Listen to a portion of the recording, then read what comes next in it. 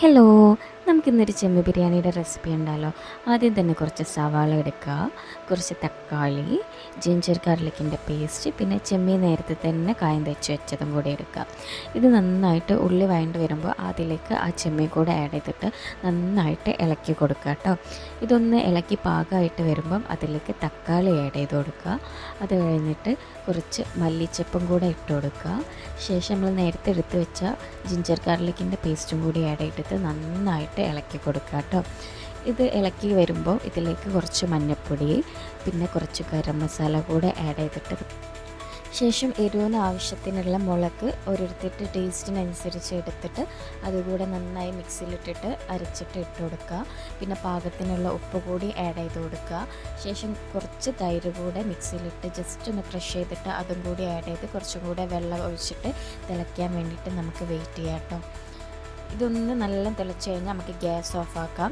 അതിനുശേഷം നമുക്ക് റൈസ് റെഡിയാക്കാൻ വേണ്ടിയിട്ട് ഒരു ചെമ്പെടുക്കുക. അതിലേക്ക് ഡാൽഡയോ ഏതാ നെയ്യെന്ന് വെച്ചാൽ നിങ്ങളുടെ ടേസ്റ്റിനനുസരിച്ചിട്ട് അതും കൂടെ ആഡ് ചെയ്ത് കൊടുക്കുക. ഉള്ളി നല്ലോണം വഴണ്ട് ഒരു ബ്രൗൺ കളർ ആവുന്നത് വരെ ജസ്റ്റ് ഒന്നിങ്ങനെ ഇളക്കി കൊടുക്കുക കേട്ടോ.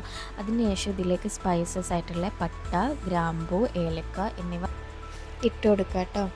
അത് കഴിഞ്ഞിട്ട് ഇതിലേക്ക് വെള്ളം നമ്മൾ അളന്നിട്ട് അത് ഒഴിക്കുക. എത്രയാണോ അരി എടുത്തത് അതിൻ്റെ കറസ്പോണ്ടിങ് ആയിട്ട് വെള്ളം ഒഴിച്ചിട്ട് ശേഷം കുറച്ച് ഉപ്പും കൂടി ഇടുക. നേരത്തെ നമ്മൾ കഴുകി വെച്ച അരി കൂടി ഇട്ടിട്ട് നന്നായിട്ട് ഇളക്കി കൊടുക്കുക കേട്ടോ. അത് കഴിഞ്ഞിട്ട് അരി ഒന്ന് വെന്ത് വരുന്ന വരെ നമുക്ക് മൂടി വെച്ചിട്ട് വെയിറ്റ് ചെയ്യാം കേട്ടോ. നമ്മുടെ കായ ഇതാ റെഡി ആയിട്ടുണ്ട്. അതിൻ്റെ കൂടെ ഇതാ കുറച്ച് ചമ്മന്തി കൂടി റെഡി ആയിട്ടുണ്ട്. ശേഷം റൈസ് നല്ലോണം തിളച്ച് വെന്ത് വന്നിട്ടുണ്ട്. ഇനി ഗ്യാസ് ഓഫാക്കി നമുക്ക് കായത്തിൻ്റെ മുകളിലേക്ക് ഇങ്ങനെ ലെയറായിട്ട് ചോറിട്ട് കൊടുക്കുക. അതിൻ്റെ ഇടയിൽ നമ്മൾ കുറച്ച് ഗരം മസാല ഒരു ഫ്ലേവറിന് വേണ്ടിയിട്ട് ഇട്ട് കൊടുക്കുന്നുണ്ട് കേട്ടോ. അതും കൂടെ കഴിഞ്ഞ് നല്ല ദമ്മിൽ റൈസ് ഇട്ടിട്ട് കുറച്ച് നെയ്യും കൂടെ ഒഴിച്ചിട്ട് മൂടി വെച്ചിട്ട് നമുക്കൊരു 10 മിനിറ്റ് സിമ്മിലിട്ടിട്ട് കുക്ക് ചെയ്യാം. പിന്നെ ഒരു അരമണിക്കൂർ കഴിഞ്ഞതിൻ്റെ ശേഷം നമുക്ക് സെർവ് ചെയ്യാം കേട്ടോ. അങ്ങനെ ഞങ്ങൾ ഓപ്പണാക്കി 2 പാത്രത്തിലേക്ക് റൈസ് വേറെയും കായം വേറെ ഇതിലേക്കും സെപ്പറേറ്റ് ആക്കാണ്. നല്ലൊരു കളറായിരുന്നു. ആ ചെമ്മിൻ്റെ ഫ്ലേവർ മൊത്തം റൈസിലേക്കും ഇറങ്ങിയിട്ടുണ്ടായിരുന്നു കേട്ടോ.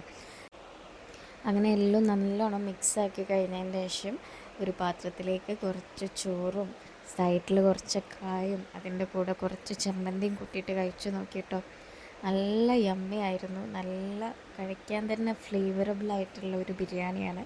എല്ലാവരും ചിക്കൻ ബിരിയാണിയും ഇതൊക്കെ ട്രൈ ചെയ്യുന്ന സമയം ഇതും കൂടി ഒന്ന് ട്രൈ ചെയ്ത് നോക്കുക. വളരെ ടേസ്റ്റിയാണ്. അപ്പം thank you for watching. Please subscribe my video.